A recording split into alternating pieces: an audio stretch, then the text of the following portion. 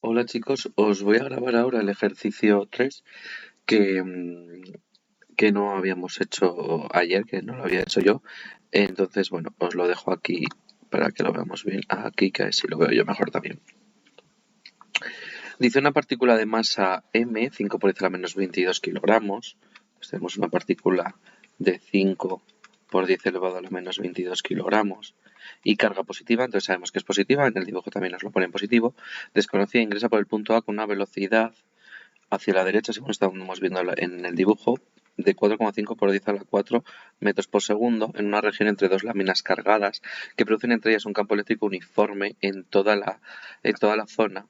Existe un campo magnético uniforme, es decir, que no varía, de 4,0 por 10 elevado a la menos 2 teslas y el sentido indicado, es decir, entrante en la pizarra. Determina el campo eléctrico entre las láminas y el signo de la carga eléctrica de cada una de las placas de modo que la partícula se mueva desde A hasta B. Vale, la partícula para que se mueva desde A hasta B debe seguir un movimiento rectilíneo, que va a ser un movimiento rectilíneo uniforme, porque ninguna fuerza va a ser capaz de ir hacia adelante y hacerle que se acelere o se ralentice. Por lo tanto, va a tener que seguir un movimiento rectilíneo uniforme. ¿Esto qué implica? Pues que van a activar dos fuerzas sobre esa partícula. Como está en el seno de un campo magnético en movimiento de la partícula, pues va a conseguir una fuerza de Lorentz y también va a conseguir una fuerza eléctrica. ¿Qué ocurre? Que para que sea un movimiento rectilíneo uniforme, esas fuerzas deben anularse entre ellas. Entonces tenemos que conseguir ver cuál va a ser la dirección y el sentido de esas fuerzas, ¿no? Entonces, para ello lo primero que vamos a ver es cómo es la fuerza de Lorentz. Si la velocidad va hacia la derecha y el sentido del campo es entrante, si yo multiplico v sobre b con la ley del sacacorchos, llevaría v sobre b y entonces me queda que la fuerza eléctrica, la fuerza magnética o fuerza de Lorentz va a ser vertical y hacia arriba, porque tiene que ser perpendicular a ambos. Esta será la fuerza magnética. ¿Qué ocurre? Para que sea un movimiento rectilíneo uniforme, tiene que ocurrir que la fuerza eléctrica sea hacia abajo.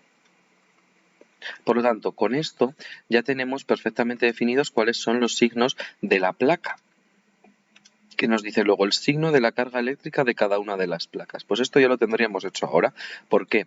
Porque si tenemos que es una partícula positiva y su fuerza eléctrica va desde arriba hacia abajo, quiere decir que la partícula de arriba es la de carga positiva y la de abajo es de carga negativa, porque siempre van hacia la carga negativa, hacia zonas de menor potencial. Las partículas positivas siempre van a zonas de menor potencial, es decir, zonas donde hay más carga negativa, por así decirlo. Entonces, ya sabemos que el signo de la de arriba será el positivo y el signo de la de abajo será el negativo según el sentido que tiene la fuerza eléctrica, ya que como es una partícula positiva, tiene el mismo sentido que el campo eléctrico, es decir, que el campo eléctrico también va a ser hacia abajo, ¿vale?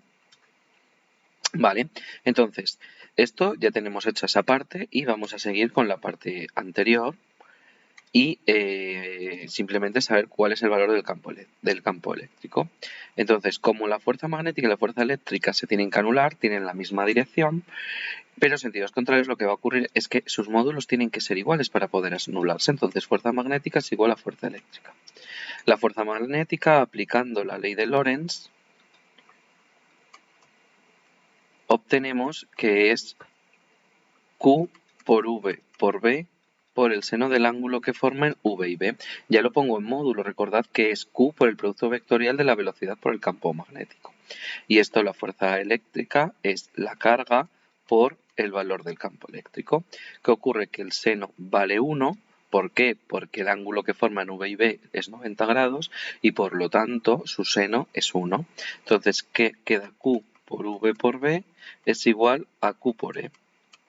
De esta manera la carga se me va, es independiente de la carga y me queda que V por B es igual a E. Y de esta manera ya tenemos cuánto va a valer el campo eléctrico. En nuestro caso, E será igual a la velocidad, que es 4,5 por 10 a la 4 por el valor del campo magnético, que es 4 por 10 a la menos 2 teslas. De esta manera tenemos que el campo vale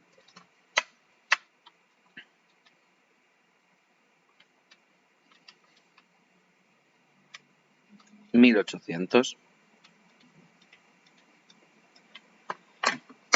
Newton partido por Coulombio o voltios partido por metro. Si lo ponemos en formato vectorial, aunque en este ejercicio no nos han dado nada en forma de vectores, pues según lo tenemos dibujado, como también tenemos que dar un poco el sentido del signo de las placas, pues será menos 1800 J Newton partido por Coulomb, si seguimos el criterio de que este es el eje Y y este es el eje X. ¿Vale? Obtendríamos este valor. Vale, este sería el apartado A. Y el apartado B nos dice, bueno, el apartado B no lo copio, simplemente lo vamos a hablar. Dice, ¿qué tipo de trayectoria sigue a partir de C? Pues a partir de C, cuando la partícula está aquí, bueno, lo dibujo para que lo veamos, lo voy a dejar aquí con amarillo.